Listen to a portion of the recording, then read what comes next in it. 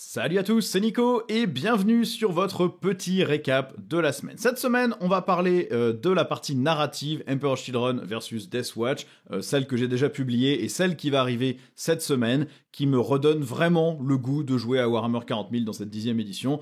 On va aussi parler de ma participation au podcast Rural Hammer, l'épisode n'est pas encore sorti mais ça devrait arriver je crois en fin de semaine. On va aussi parler du lore de Warhammer 40 000. Je vais vous poser quelques questions là-dessus. Est-ce que ça vous intéresse d'avoir plus de chaînes qui parlent de lore, donc c'est-à-dire moi qui vous fais des vidéos sur le lore, ou est-ce que vous en contrefichez? On va parler des sorties de cette semaine, également du patch d'équilibrage qui a eu lieu pour les Chevaliers Impériaux, Chevaliers du Chaos, Death Guard, et le fait que c'est peut-être pas tout à fait suffisant pour ramener ces armées dans le rang, à mon sens en tout cas. Et on va terminer sur ce que j'ai peint, et puis le programme de ma semaine en termes de hobby. Alors, on va commencer par parler des parties narratives. Vous semblez avoir apprécié le premier rapport de bataille narratif que j'ai fait, Emperor's Children versus Deathwatch, alors avec évidemment des critiques constructives sur comment améliorer la manière de filmer, rendre la bataille plus lisible. Donc j'ai bien entendu tout ça. On va sur le prochain que j'ai déjà filmé et qu'il faut que je monte maintenant, aujourd'hui probablement, pour une publication mercredi. J'ai essayé de filmer des plans plus cinématiques, au niveau peut-être du dos des figurines, voir un peu leur ligne de vue réelle, sur quoi elles tirent, et des plans plus dézoomer à la fin de chaque action ou à la fin de chaque tour pour bien vous montrer la place de chaque unité sur la table et toute la table de jeu, et ça remplacera les espèces de petites planches que j'avais faites qui interrompaient un peu l'histoire narrative, qui étaient faites un peu pour émuler le côté vieux White Dwarf où on avait un plan de la table avec les actions qui s'y passent, mais je pense que juste dézoomer sur la table c'est plus parlant, quitte à mettre éventuellement des petites indications par-dessus si je me rends compte que c'est pas très lisible. J'ai aussi essayé de stabiliser un petit peu plus les plans, mais tant que j'aurais pas reçu mon petit stabilisateur pour téléphone, ça restera probablement encore un petit peu tremblotant, on essaiera d'améliorer ça plus tard. Je vais essayer de mettre la musique un petit peu plus fort pour rajouter un petit peu aussi d'ambiance à tout ça. Certains n'avaient même pas entendu qu'il y avait une musique de fond, donc c'est clairement que le volume était un peu bas. Donc tout ça, on va l'améliorer. Alors clairement, ce rapport de bataille n'est pas la vidéo qui a fait le plus de vues sur la chaîne, c'est même une des vidéos qui performe le moins bien. Donc on verra sur le long terme, est-ce que ça vaut quand même le coup de le faire ou pas. Moi perso, ça me prend pas mal de temps. Le montage du rapport de bataille me prend à peu près 5 heures. Sachant qu'à filmer, c'est pas vraiment plus long pendant que je fais la partie, ça ralentit un tout petit peu, mais c'est pas vraiment très très long. Donc à voir si je continue. Moi, perso, ça m'éclate de le faire. Tant que ça m'éclate, je vais continuer à le faire. Sauf si vraiment, effectivement, à un moment, je n'ai plus du tout le temps de faire ça. J'ai aussi pas mal d'idées là-dessus qui permettraient peut-être aussi d'améliorer le support de la chaîne. Notamment, peut-être, écrire des espèces de mini-nouvelles qui racontent ces campagnes une fois que la campagne est terminée avec peut-être ces 3 batailles ou plus si je fais des plus longues campagnes. Peut-être écrire une espèce de nouvelle qui raconte des étapes clés de ces 3 batailles du point de vue des personnages et que je vous fournirai en e-book, et donc dans ce cas-là, ça sera peut-être derrière un Tipeee, Patreon ou quoi que ce soit. Aucune idée de si ça pourrait intéresser les gens ou pas. Je pourrais aussi vous faire le scénario ou les scénarios qu'on a joués pour que vous puissiez éventuellement les reproduire et peut-être des propositions de scénarios si jamais votre première bataille se passe pas comme la nôtre et que vous devez imaginer une autre mission. Voilà. Ça peut être ce genre de truc que je peux vous fournir autour de ces rapports narratifs. Vous me direz dans les commentaires si ça vous intéresse, mais de toute façon, il y aura une réflexion sur cette chaîne où je vous demanderai de remplir peut-être un petit questionnaire, un petit formulaire pour vous demander ce qui vous intéresserait. Est-ce que vous seriez intéressé par l'idée de soutenir cette chaîne sur un truc participatif, ou est-ce que vous en avez ras-le-bol d'entendre parler de Tipeee et de machin comme ça? Et dans ce cas-là, on n'ira pas dessus. Voilà. Et puis si jamais ça vous intéresse, qu'est-ce que vous aimez avoir comme genre de contenu là-dessus? Je vous poserai la question et puis en fonction des votes, on verra ce qu'on fait ou pas. En tout cas, moi j'adore toujours faire ces parties narratives. Là j'en ai probablement 2 autres cette semaine. Là j'enregistre ça le lundi, donc cette semaine. J'en ai une mercredi qui sera la suite de la campagne Orc contre Salamanders. Donc culte de la vitesse versus une espèce de force d'intervention semi-mobile, un peu en mode patrouille douanière, où honnêtement vu la liste, je pense que les orcs vont prendre une énorme branlée, mais on verra comment ça se passe. Et puis en fin de semaine, probablement la dernière partie de la campagne Emperor's Children contre Deathwatch, si j'ai assez avancé dans la peinture des unités dont on va avoir besoin et des décors dont on va avoir besoin. Moi j'adore, ça me redonne du goût à Warhammer 40 000, ça m'a enlevé tout le mauvais arrière-goût des moves bizarres du compétitif, de je fais une charge mais pas pour charger, je fais une charge pour aller me mettre sur l'objectif d'à côté parce que je me suis auto-bloqué avec mes socles et du coup mon unité a fait un slingshot sur le côté parce qu'elle finit son mouvement plus près de ton unité mais pas le plus près possible, mais du coup c'est pas grave, ça compte. Enfin tous ces trucs là, moi ça me laisse toujours un très mauvais goût dans la bouche quand je les fais ou quand on me les fait, les cordons de 20 figurines qui touchent 2 objets Jojo, voilà, ce genre de truc, je trouve ça immonde, je déteste ça, et ça en narratif évidemment, tu ne le vois pas, et donc tu as des parties qui sont quand même vachement plus immersives et sympas, et puis surtout jouer sur des belles tables. Mes tables, c'est pas incroyable, on n'a pas de verticalité, on n'a pas des décors hallucinants, mais on a des tables qui veulent dire quelque chose, qui représentent quelque chose, et ça c'est vrai que ça redonne vraiment beaucoup de goût au jeu. Donc moi j'adore, je continuerai à vous faire les rapports de bataille, et vous me direz si ça vous intéresse toujours ou pas. Deuxième petit sujet, j'ai participé en fin de semaine dernière à un petit podcast qui s'appelle Rural Hammer. Donc j'ai parlé beaucoup avec Max qui est le créateur hein, et l'animateur de ce podcast. On a parlé justement de jeux narratifs, de jeux compétitifs, sans forcément opposer les deux visions, hein, plus en expliquant quel intérêt on trouvait à l'un et ou à l'autre, de jeux égal aussi, qui n'est pas tout à fait pareil que du compétitif en mode tournoi. On a parlé de beaucoup de choses, de comment j'ai commencé à Warhammer, de mes armées, plein de trucs. Donc, le podcast à l'heure actuelle n'est pas encore publié au moment où j'enregistre ça. Normalement, il devra arriver cette semaine. Donc, je vous ferai peut-être un petit post sur la partie communauté de la chaîne, la communauté de la chaîne. Je vous ferai peut-être un petit post pour vous informer ou je vous le redirai dans le récap de la semaine prochaine. Mais en tout cas, c'était super sympa. On a passé un bon moment, une petite heure. Je vous invite à aller l'écouter. C'est vraiment un podcast qui est souvent axé sur le jeu narratif. Donc, si c'est un aspect qui vous intéresse, eh bien, vous y trouverez sans doute votre bonheur aussi. Autre question sur l'évolution de la chaîne, est-ce que vous êtes intéressé par plus de vidéos sur le lore, sur l'historique, sur la narration du jeu? Il y a déjà énormément de chaînes américaines, ou anglaises, en tout cas anglophones, qui le font. En français, il y en a aussi déjà pas mal. Maintenant, est-ce que vous trouvez qu'il y a un manque sur cet aspect-là, en français, ou pas? Et si oui, quel est le format qui vous intéresse? Parce qu'il y a 12 milliards de manières de le faire. On peut la faire à la Lutin, qui est une des plus grosses chaînes anglophones là-dessus, où c'est ultra complet, ultra détaillé, réfléchi, presque comme une espèce de commentaire de texte. Si vous avez fait ça dans vos cours de français quand vous étiez au lycée, c'est presque un commentaire de texte sur une pièce de lore, une ultra analyse, avec tous les tenants, les aboutissants, les choses qui sont vérifiées, les choses qui ne le sont pas. Est-ce que c'est ça qui vous plaît? Est-ce que vous aimez plus les trucs déconnes, en mode il y a deux personnes, un qui connaît bien, un qui connaît pas, l'un qui explique, l'autre qui comprend pas ou qui comprend pas, en mode Adeptus Ridiculous par exemple? Est-ce que vous préférez des trucs sérieux mais pas forcément non plus des analyses complètes? Bref, est-ce qu'il y a une place à prendre sur le lore ou pas? Moi personnellement j'adore ça, je me nourris de bouquins Warhammer 40 000, je me suis farci probablement au moins 3 fois l'intégralité de l'Hérésie d'Horus et Siège de Terra, toute la série de bouquins. Je suis un gros consommateur de tout ça, je suis le genre de gars qui décortique chaque petite ligne du lore de chaque petit codex, voire qui achète les suppléments de campagne, mais même pas pour jouer à la croisade, juste pour le lore, et qui achète des codex d'armées que je joue pas, juste pour le lore. Donc moi, c'est un truc qui me passionne. Maintenant, est-ce qu'il y a un intérêt à faire ces vidéos-là sur YouTube aujourd'hui en français? Est-ce qu'il n'y en a pas déjà bien assez? Je vous laisse me dire dans les commentaires ce que vous en pensez. Là encore, ça fera peut-être partie d'un petit sondage questionnaire sur l'avenir de la chaîne et vers quoi on peut diriger cette chaîne et qu'est-ce qu'on peut y ajouter dans l'optique où j'aurai un peu plus de temps à y consacrer dans le futur. Au niveau maintenant des sorties du week-end, on n'a pas grand-chose pour Warhammer 40 000, on a des trucs made to order, donc qui sont des trucs qui sont produits à la demande. Donc moi je vais le dire clairement, je ne comprends pas l'intérêt de ces figurines à aujourd'hui. Surtout, vous avez une gamme des Seigneurs Fantômes, Seigneur Phoenix, pardon, Eldari, ils ont tous été refaits. Et ils ont tous exactement la même pose, mais ils sont tous beaucoup plus beaux. Alors, pourquoi? C'est comme l'Avatar, c'est exactement la même figurine, mais beaucoup plus détaillée, beaucoup plus belle, avec des meilleures proportions. Pourquoi vouloir commander une vieille figue, probablement métal ou fine cast, j'imagine, parce que ça m'étonnerait qu'ils les ressortent en plastique, qu'ils aient fait un moule juste pour ça. Pourquoi commander ces vieilles figues quand la nouvelle a exactement la même pose, mais est de la bonne taille, plus détaillée, plus intéressante? À part un peu de nostalgie, j'avoue ne pas forcément trop saisir le délire. De même pour les Emperor's Children classiques, Fabius Bile, la figurine, elle est odieusement mal proportionnée. Lucius, c'est probablement la pire figurine Space Marine du chaos qui existait encore.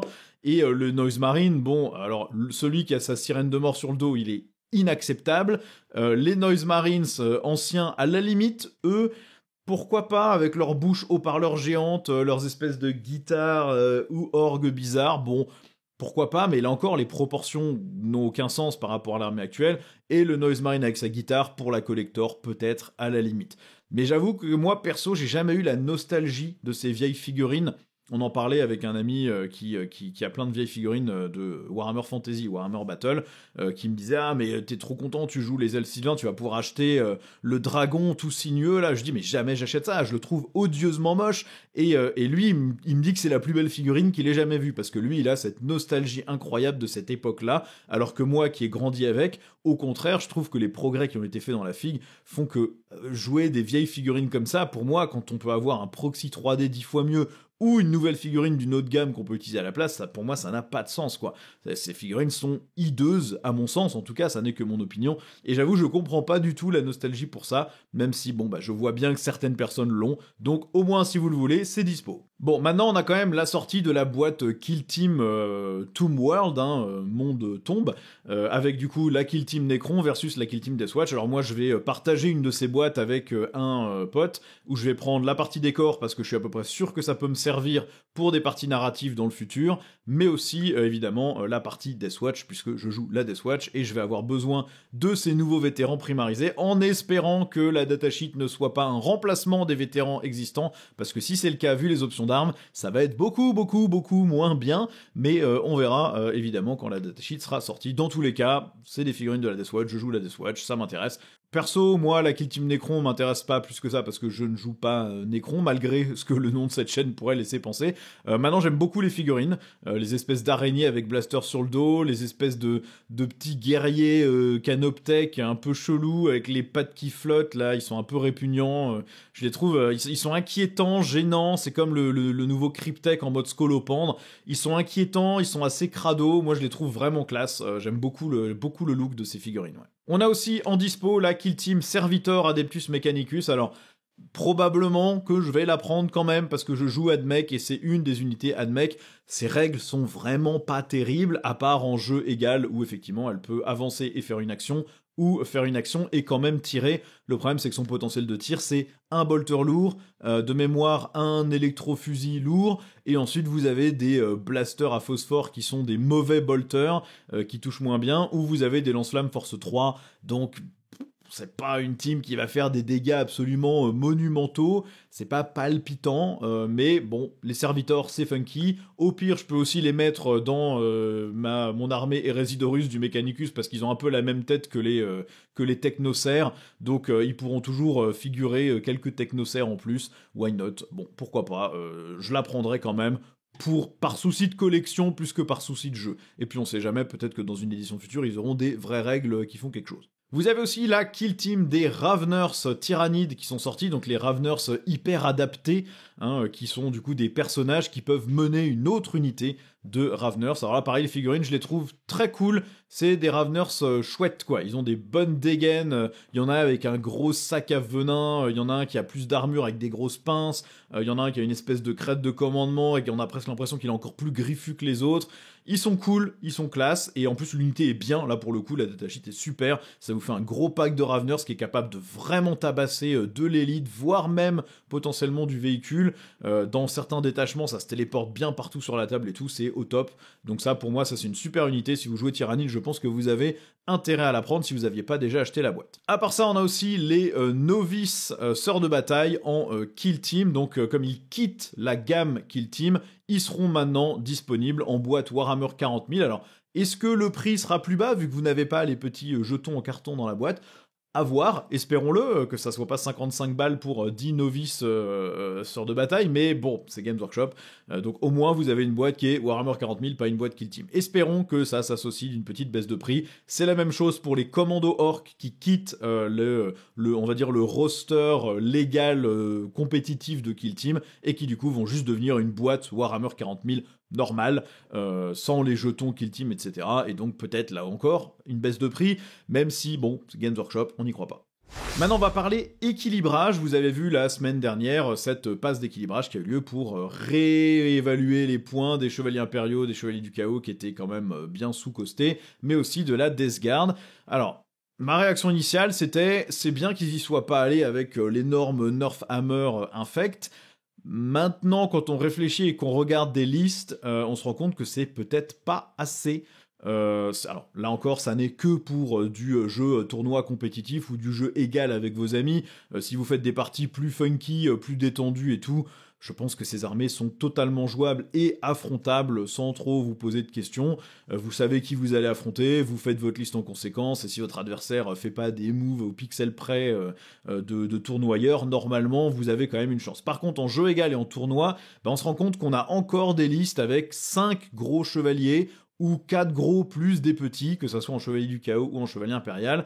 Et ça reste des sacs à PV quasi impossibles à sortir pour énormément d'armées. Moi, quand je regarde parmi mes armées, en Custodes, le seul truc qui pourrait éventuellement réussir à tuer un gros chevalier, c'est un tank Caladius, sauf qu'il en faut 2 pour faire quelque chose, donc j'ai dépensé quasiment 500 points d'armée, plus cher qu'un chevalier, pour ne pas fiablement en tuer un seul. Et sinon, en custo, au corps à corps, je suis force 7, quoi. Donc, même avec des Venatari qui ont lance et qui vont du coup aller blesser sur des 4+, ça fait pas assez de dégâts, quoi. Donc, c'est une armée qui vraiment a beaucoup de mal à lutter contre ça et qui va voler de la table en 2 secondes. En orc, on a tout simplement rien qui est force 10. On a un big boss, un méga boss en armure lourde avec son qui-coupe géant qui, je crois, est force 12. Je crois que c'est le seul truc, à part peut-être les Gorkanautes et les machins, qui sont jouables dans aucun détachement à part la Dread Mob. Bon, pas évident si on a les Dev Dread, mais pareil, ils arriveront jamais au corps à corps avant d'être morts. Donc, on n'a rien pour gérer ce type de match-up. En Mechanicus, ça va. En Drukhari, ça va. En Emperor Children, là, vous pouvez oublier. Vous serrez la main à votre adversaire, vous dites good game, et puis vous abandonnez le jeu. Ça reste quand même des trucs très durs à sortir pour plein d'armées, et peut-être que c'est encore pas suffisant, mais ça, il va falloir le voir à l'usage. Moi, c'est sûr que les listes que je vois aujourd'hui, proposées par les gens de mon groupe de jeu, on se dit que c'est probablement pas encore réglé comme problème. Le chevalier du chaos, le chevalier impérial, ça va continuer à rester quand même fort. Est-ce que ça sera trop fort? Peut-être pas, mais ça va rester fort. Pour la Death Guard, c'était un autre problème. C'était un problème de ressources. Ils avaient trop de choses sur la table pour la létalité et la résistance qu'ils avaient. Concrètement, dans la liste de base, il y avait 2 méphytiques, les deux petits semi-chenillés là, avec leur multifuseur, en trop. Ces trucs-là auraient pas dû être présents dans cette liste-là, c'était trop de ressources.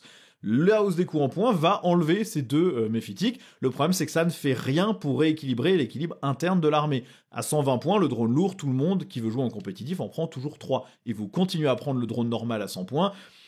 Et la seule chose qui vraiment n'est plus jouable, c'est peut-être le gros Plague Burst Crawler, qui n'était joué que en détachement Marteau de Mortarion. Dans les autres détachements, il était déjà trop cher, et maintenant il est encore plus cher, donc il sera encore moins joué. Les Death Shroud avec le perso, ils ont pris que 30 points les 3, donc vous allez continuer à les spammer au moins par 2, peut-être plus par 3. Finalement, ça change pas la liste, quoi. La seule chose qui change dans la liste, c'est qu'elle a moins de ressources, mais il n'y a pas de rééquilibrage interne, il y a plein d'autres unités qui n'ont pas leur chance, entre guillemets, dans ce codex, parce que les autres trucs sont juste trop forts par rapport à ça, quoi. C'est même pas que les autres unités sont pas bonnes, c'est qu'il y en a qui sont tellement bonnes qu'il n'y a aucune raison de prendre le reste, et c'est vrai que là, cette passe d'équilibrage n'a rien fait pour remettre ça dans le rang. Alors, il nous reste quand même une data slate qui doit arriver en septembre, donc probablement la semaine prochaine ou la semaine d'après, qui devrait peut-être nous donner aussi des modifications de règles. Maintenant, comme ils nous ont déjà changé les coups en points des Chevaliers du Chaos, Chevaliers Impériaux et Death Guard, je serais assez étonné qu'il y ait un rechangement de ces coups en points sur ces 3 armées-là dans la data slate qui arrive dans 2 semaines. Peut-être des changements de règles, mais dans ce cas-là, il faudra aussi qu'ils changent les coups en points, parce que si soudainement ils enlèvent la frappe en profondeur à 6 des Death Shroud, ça m'étonnerait qu'ils le fassent, mais imaginons qu'ils le fassent, leur coup en points sera du coup quand même complètement teubé et n'aura plus aucun sens. Donc je sais pas exactement comment ils vont gérer ça. Est-ce qu'ils vont garder ces règles-là, mais du coup ne pas toucher à l'équilibrage interne en Death Guard, qui est quand même assez mauvais? Moi, perso, j'espère voir pas mal de choses sur mes armées. Les orques, ils ont pas besoin que de changement de coup en points, ils ont besoin de changement de règles, de réécriture, parce que l'armée ne fonctionne pas vraiment correctement si vous voulez faire du jeu égal aujourd'hui. En admec, je suis globalement assez satisfait, j'ai pas grand-chose à demander. Peut-être, là encore, les petits prêtres et les électro-prêtres sont un petit peu surcostés par rapport à ce qu'ils font et leur puissance, mais globalement, je suis pas... y a rien qui me saute aux yeux en mode c'est vraiment infect et injouable. En custo, l'équilibrage interne est toujours un peu moisi, mais c'est aussi parce qu'on n'a pas assez de fiches d'unité, tout simplement. Les capitaines remparts sont pas bons, il faut leur redonner des choses, mais bon, on a toujours tendance à jouer plus de packs de veilleurs que des packs de garde quand on veut vraiment jouer en compétitif, juste parce que ça résiste mieux dans la méta actuelle, mais concrètement, aujourd'hui, à part les Dreadnought Forge World qui sont pas jouables sauf dans le détachement Dreadnought Forge World, il n'y a pas forcément grand chose d'autre à changer, je pense. Je vois pas trop ce qu'ils peuvent faire avec la gamme actuelle et les règles très mal écrites, le codex assez moisi qu'ils nous ont fait Il faut une réécriture des custos, il n'y a pas le choix.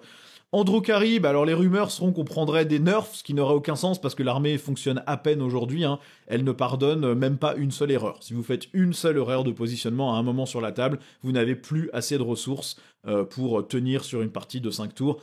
S'il y a le moindre nerf en termes de coups en point sur ce qui est joué, eh bien l'armée perdra au moins une ressource ou une amélioration qui protège une ressource, et donc je pense que l'armée va s'effondrer totalement. Elle est déjà au bord du craquage non fonctionnel pour la plupart des joueurs qui sont pas Scary et les 2 autres personnes qui jouent en tournoi les Drukhari. Donc là, vraiment, il faut faire quelque chose. Par pitié, ne nerfez pas les Drukhari, ils sont déjà quasiment injouables pour un mec lambda comme moi. S'il vous plaît, ne faites pas de bêtises. Les Emperor Children, qui est une autre armée que je joue, ils ont, je pense, besoin d'un rééquilibrage interne du codex, surtout pour le jeu égal. Il y a quelques trucs dans ce codex qui vont pas trop. Le prince démon ailé est trop fort. C'est sa règle qui est trop forte. Il jette autant de dés que de points de vie qu'il a quand il a chargé. Sur chaque 4+, ça fait une blessure mortelle. Sur un max de 6. Donc en gros, quand il est intact, il a 10 PV. Donc quand il charge, il fait en stat 5 BM sur l'unité qu'il a chargée. Donc évidemment, vous mettez 3 princes démons ailés. Vous les faites rusher à travers la table avec l'avancée charge en plus sur toute l'armée. Donc pas trop un problème. Et puis vous dégommez l'adversaire sans vous poser de questions. Avec des blessures mortelles gratos. Vous pouvez sortir une ressource ultra importante dès le premier tour. Et l'adversaire a ensuite 3 princes démons à gérer pendant son tour suivant. Donc non seulement ça l'enferme chez lui, mais en plus ça fait très mal. Et après ça ne compte pas les attaques du prince démon lui-même, où c'est pas non plus hallucinant, mais c'est pas mauvais, donc c'est quand même méga violent. Donc ça, il faut qu'il fasse quelque chose. Je pense qu'il faut dégager cette règle et la remplacer par autre chose pour que l'armée se rééquilibre un peu. Vous avez les lames infaillibles qui sont beaucoup trop chères pour ce qu'elles font. Il y a plein de petits trucs, et puis bon, après ça manque d'unités, mais ça, ils vont pas nous en rajouter gratos. Donc voilà, il y a des choses à faire pour cette armée-là aussi, je pense. Et en Deathwatch, je m'attends à 0 changement parce que c'est une armée index relativement oubliée. C'est pas une armée qui performe, elle est pas jouée. Quand elle est jouée, des fois elle fait 50%, des fois elle fait 35% de taux de victoire en tournoi. Donc c'est impossible vraiment à suivre. Pour moi, il y a quelques trucs qu'ils pourraient faire. La Kill Team Spectrus, elle est trop chère. La Kill Team Fortis, elle est trop chère.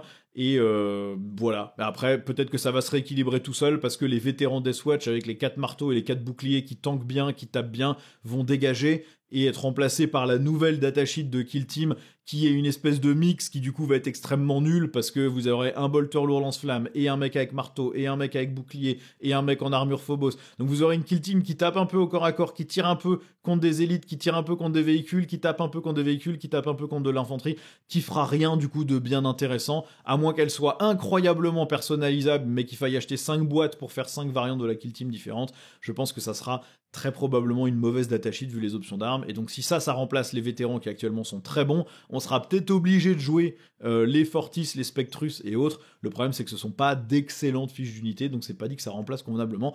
On verra ça évidemment avec la data slate la semaine prochaine ou la semaine d'encore après. Bon, on va terminer sur ce que j'ai peint. Cette semaine, je me suis un peu activé. J'ai fini un buggy orc supplémentaire, le Rukatruk Squig Buggy, qui est le buggy four squig, je crois, en français, qui finit du coup ma liste culte de la vitesse orc. Donc ça me fait un 3e buggy peint. Ils étaient dans mon placard depuis un bon bout de temps. Bon, rien de spécial à dire sur celui-là. J'aurais probablement dû assembler les pilotes et les orcs séparément, parce que ça a été assez galère d'aller peindre dans les creux. C'est pas la figurine la plus réussie que j'ai faite, mais je trouve que ça fonctionne plutôt pas mal. Peindre plutôt en rouge, en mode culte de la vitesse. Je trouve que ça tourne à peu près.